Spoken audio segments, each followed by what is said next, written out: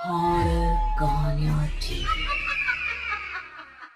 प्रेत जिंदगी किस वक्त अपना रुख बदल लेगी ये कोई नहीं जानता। कब फूलों से भरी बगिया उजड़कर खाक हो जाएगी, कब मैदान बंजर रेगिस्तान हो जाएगा और कब खुशियों से भरी जिंदगी मायूस हो जाएगी, ये कोई नहीं जानता। ये कहानी है कनिष्का की, जिसे अंदाजा भी नहीं था कि उसके जीवन का अगला पल उसके लिए क्या लाने वाला था। एक ऐसा अंधेरा जो हमेशा के लिए उसकी खुशियों को खा जाने वाला था। मम्मा, तुम कब से तैयार हो रही हो और कितनी देर? जल्दी चलो ना, हम लेट हो जाएंगे। अभी आई लाडो, बस 2 मिनट, साड़ी तो पहनने दे। लगता है आप भूल गई है कि आज मेरी कॉन्वोकेशन सेरेमनी है और मैं फर्स्ट आई हूँ। आज के दिन मैं लेट नहीं हो सकती मम्मा। इसीलिए तो समय लग रहा है लाडो। जिसकी बेटी फर्स्ट आई है उसे तैयार भी तो फर्स्ट क्लास होना पड़ेगा ना। कनिष्का बचपन से ही पढ़ाई में बहुत तेज थी। हमेशा फर्स्ट आना, एक्स्ट्रा करिकुलर एक्टिविटीज में पार्टिसिपेट करना और अपने घर वालों का नाम रोशन करना, ये सब उसके लिए आम था। हड़बड़ाते हुए अपनी मम्मी और पापा के साथ कनिष्का अपने कॉन्वोकेशन में चली जाती है। I must say, Mr. and Mrs. Verma, you are very lucky जो आपके घर इतनी होनहार बच्ची पैदा हुई, वरना इस उम्र में तो अक्सर लड़के और लड़कियां भटक जाते हैं। पर कनिष्का दिन रात अपनी पढ़ाई में लगी रही और आज उसने हमारे कॉलेज का नाम पूरे स्टेट में रोशन किया है। स्टेज पर जाकर कनिष्का अपनी डिग्री लेती है। उसके लिए आज का दिन बेहद खुशी का था और वो इस पल को हमेशा के लिए कैद कर लेना चाहती थी। चारों तरफ खुशी का माहौल था। तभी कनिष्का की फ्रेंड्स उसके पास आती हैं। कनिष्का, इस बार तो हमें पार्टी चाहिए। हर बार तो बचकर निकल जाती है। अरे कौन सी मेरी जॉब लग गई है, इतनी भी बड़ी बात नहीं हुई है। अब बस लंदन यूनिवर्सिटी में मेरा एडमिशन हो जाए तब पार्टी पक्की। तुम लोग कनिष्का की बातें तो रहने ही दो, मैं दूंगी पार्टी। आफ्टर ऑल कॉलेज की डिग्री मिल गई है मेरी बच्ची को। She is a graduate now. तो आज रात को मेरे घर पर पार्टी रहेगी, तुम सभी को आना है।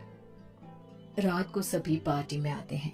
सभी बच्चे नाच कूद रहे होते हैं। तभी कनिष्का खिड़की पर जाकर बाहर देखती है, जहां सामने के घर की छत पर बैठी एक औरत उसे लगातार घूरे जा रही थी।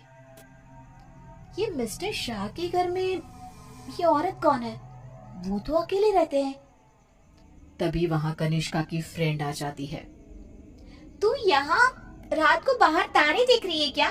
चलना, सब कितना एंजॉय कर रहे हैं। कनिष्का नेहा के साथ चली तो जाती है, पर उसे बहुत अजीब महसूस होने लगता है, मानो कोई सदियों पुराना दुख उसकी आत्मा को याद आ गया हो। ये अचानक मुझे रोने का मन क्यों कर रहा है? और ये स्मेल कहाँ से आ रही है? मम्मी, मम्मी लगता है कोई पार्टी में नॉनवेज ले आया है। Are you gone mad, Kanishka? We all know कि तुम्हारी फैमिली वेजिटेरियन है। तो ये सड़ी हुई मछलियों का गंध कहाँ से आ रहा है? क्या मजाक है ये? ये कहकर कनिष्का जोर जोर से चीखने लग जाती है। कनिष्का की आवाज सुनकर गौतम वहां आता है। ड्रामा मत करो कनिष्का, बस इसी कारण से ही मैं पार्टी वार्टी पसंद नहीं करता। चलो जाओ जाओ अपने कमरे में। सभी अपने अपने घर चले जाते हैं और इसके बाद कनिष्का का बिहेवियर और भी खराब होता जाता है। रात को 3 बजे अचानक उठकर कनिष्का दीवारों से बातें करने लगती है। उसकी आवाज सुनकर रीना भागते हुए आती है। अरे बेटा, इतनी रात को तुम यहाँ पर क्या कर रही हो? और दीवार को देखकर किससे बात कर रही हो लाडो? कोई नहीं है यहाँ। रीना कनिष्का को सीने से लगा लेती है। कनिष्का का शरीर बहुत गर्म था। रीना ये देखकर सोच में पड़ जाती है। आज तक मेरी बच्ची ने कभी ऐसा बिहेव नहीं किया। आज क्या हो गया है इसे? शाम तक तो बिल्कुल ठीक थी और अब अचानक इतना तेज बुखार। ये सब क्या हो रहा है? रीना भागकर थर्मोमीटर लाती है और कनिष्का का टेम्परेचर चेक करती है, पर उसका टेम्परेचर बिल्कुल नॉर्मल था। ऐसा कैसे हो सकता है? ये सब क्या हो रहा है?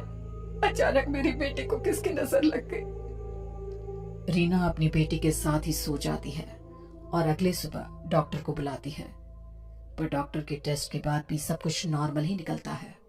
अब ये क्या नया लफड़ा आ गया है? ये एक और नया खर्चा। ये क्या कह रहे हैं आप? जब तक कनिष्का टॉपर थी तब तक आपकी बेटी थी, और आज बेचारी बच्ची तकलीफ में है तो ये सब कहने लगे आप? रीना और गौतम में बहस हो जाती है। गुस्से में गौतम घर से बाहर निकलता है, जहां उसे पता चलता है कि मिस्टर शाह अब नहीं रहे। वो घर आकर कनिष्का के पास बैठी रीना को इस बात की खबर देते हैं, जिसे सुनते ही अब तक सोई कनिष्का अचानक मुस्कुराने लगती है और भागती हुई अपनी अलमारी खोलती है और सारे सामान को बाहर बिखेर देती है। क्या ढूंढ रही है बेटा, मुझे बता लाडो। इतने में कनिष्का के हाथ कैंची लग जाती है, जिसे लेकर वो अपने सर के सारे बाल काटने लगती है। मिल गया मम्मा, मिल गया। ये क्या किया तूने? अरे क्या हुआ है लाडो तुझे? मुझे बता। तूने कल से कुछ खाया भी नहीं। कुछ खा ले बेटा, कमजोर हो जाएगी। पेट भर गया है। कितनी उल्टियां भी की मैंने। पूरे के पूरे शाह को खाकर बैठा हूँ मैं। खाकर बैठा हूँ? ये सब क्या कह रही है तू? बाथरूम में जाकर देख ले। रीना बाथरूम में जाती है, जहां बेसिन में नीले रंग की उल्टी थी, जिसमें मांस के टुकड़े थे, जिसे देखकर रीना को भी उल्टी आने लगती है। वो भागकर वापस कनिष्का के कमरे में आती है। सुनिए जी, हमें जल्द से जल्द कनिष्का को किसी पंडित जी के पास ले जाना होगा। ये कुछ और ही है। आज के जमाने की होकर तुम ये सब क्या कह रही हो? ऐसा कुछ नहीं होता। गौतम अपनी पत्नी की बात को इग्नोर कर देता है। इसी तरह दिन बीतने लगते हैं। भूखी रहने के कारण अब कनिष्का के शरीर की हड्डियां भी दिखने लगती है। उसकी आंखों के नीचे काले गड्ढे आ चुके थे। अब मैं किसी की नहीं सुनूंगी, बहुत हुआ। रीना अपनी जान पहचान के एक पंडित जी को अपने घर पर लेकर आती है, जो कनिष्का की हालत देखकर ही समझ जाते हैं। बच्ची की हालत बहुत खराब है, इसे मैं नहीं संभाल पाऊंगा। ये मेरे गुरुजी ही कर सकते हैं, जो कुछ ही दिन पहले साधना के लिए हिमालय जा चुके हैं। रीना हर तरफ हाथ पैर मारती है कि कहीं कोई रास्ता दिख जाए। फिर उसे घोस्ट कैचर के बारे में पता चलता है। डूबते को तिनकी का सहारा समझ रीना उनकी टीम को भी अपने घर पर बुला लेती है, और वो लोग कनिष्का से पूछताछ शुरू कर देते हैं। क्या आई हो तुम और कौन हो? कितों के नाम बताओ? मतलब तुम एक से ज्यादा हो, एक से ज्यादा हो इस लड़की के शरीर में। बताओ बताओ कितने हो? हम 42 प्रेत हैं। कनिष्का की बात सुन वहां मौजूद सब लोग हैरान रह जाते हैं। उसके शरीर में बसे इन प्रेतों को निकालना अब किसी के बस में नहीं रह गया था। उसी शाम कनिष्का की मृत्यु हो जाती है, जिसका सदमा रीना बर्दाश्त नहीं कर पाती और सब कुछ छोड़ अपनी बेटी के साथ हुए इस हादसे के पीछे की वजह का पता लगाने निकल पड़ती है।